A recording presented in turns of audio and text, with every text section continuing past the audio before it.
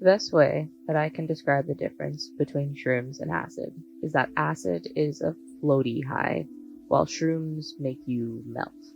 Like, acid feels like you're drifting through space, while shrooms feel like you're becoming a part of the world around you. This is probably why, when we took acid, a lot of our music felt like the sounds of space. I mean, literally, there was one guy who wouldn't let go of us playing the entire Interstellar soundtrack for him, which he ended up crying to, because, as he puts it, he could feel the music. He felt the deep tones resonating in his gut, the higher tones dancing in his rib cage, his body swelling with the intensity of the music before finding relief as it petered back down. The twinkling pitches made your skin tingle. For my other friend, she could not stop listening to old songs from when she was younger. It was as if the regression brought her comfort, letting her experience a better, happier time again in her mind. She cried too, but she said they were happy tears that she couldn't control because everything was too loud or too bright, but this. For me, I felt a mixture of both. I liked the safety I got to feel from reliving my past through old songs because it felt like when they ended, those thoughts and feelings could go with it. And when I frankly didn't want to think anything at all and just exist, the space music was perfect. For the first time in such a long time, my brain was finally quiet. And even though physically I was speeding, on the inside, everything was finally calm. I could step outside of myself and see that everything was going to be okay eventually, and that the pain of the present will always pass. And that revelation is something that I took with me and lived by long after I'd come back down.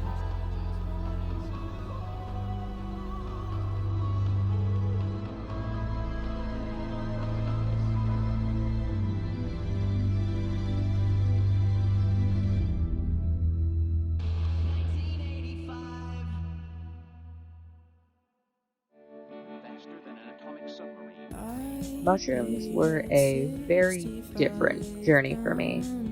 With acid, everyone picked songs ahead of time and made a playlist, but for shrooms, we just felt it out. Meaning that as a song was playing, someone would cue up a different song that the current one reminded them of, which worked great for maintaining the vibe, but kind of got us stuck musically and physically in this positive feedback loop where we kept repeating the same things. Specifically, talking about how the world exists in cycles and how we all do be perspiring, because at any given time, someone, if not everyone, was soaked in sweat. To break this cycle, the music control was passed off to one person, me. I generally don't play my music in front of my friends. I just don't think they'll like it very much and I get self-conscious, but that night, I didn't care. I was literally bursting with good vibes, not to be cliche, brimming with golden sunlight and picturing kaleidoscopes of colors and complex designs whenever I closed my eyes. So I took the chance and put on the playlist that I had made and been listening to religiously at the time. A playlist I often use to calm panic attacks, alleviate anxiety, and generally lighten my depression. That was when my trip really began. The best way I can describe the experience I had was that it was like I was safe in this bubble of warmth and happiness so that no matter where or when my mind went to, I was free to explore every feeling I had without the fear of drowning in them. I went through some of the biggest stages of my life, through traumas and heartache and the highest highs and lowest lows. I had never, even in therapy, let myself go that deep with my past because I was afraid of it. I was always afraid that trying to go back there, process anything by reliving it and fully evaluating it could end up consuming me, getting lost and not being able to find my way back to the present. But I did it. In those short 6 hours, I felt like I matured years because I took a full stock of my entire life up to that point, even remembering little things that had not crossed my mind in years. I saw all the different people that I had been, all leading up to me now, and I could see where I was in the grand scheme of things and where I was going. How far I was from the end, maybe, but how far I was from the start as well. At the time that we dropped, a part of me was concerned I'd have a bad trip because I was not in a good emotional space at the time. But what happened instead was that I became present with myself.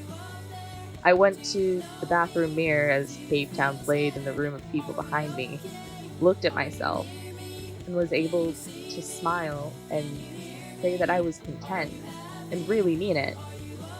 Things were bad in the real world, but letting all of that melt away, no stress, no sadness, no hurt or confusion, when it was just me and myself, things were good.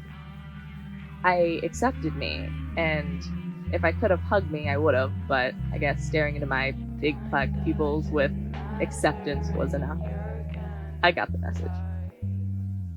Music once again took me places, took me back to times, and allowed me to be there until the song ended, and I could comfortably move on, just like with acid.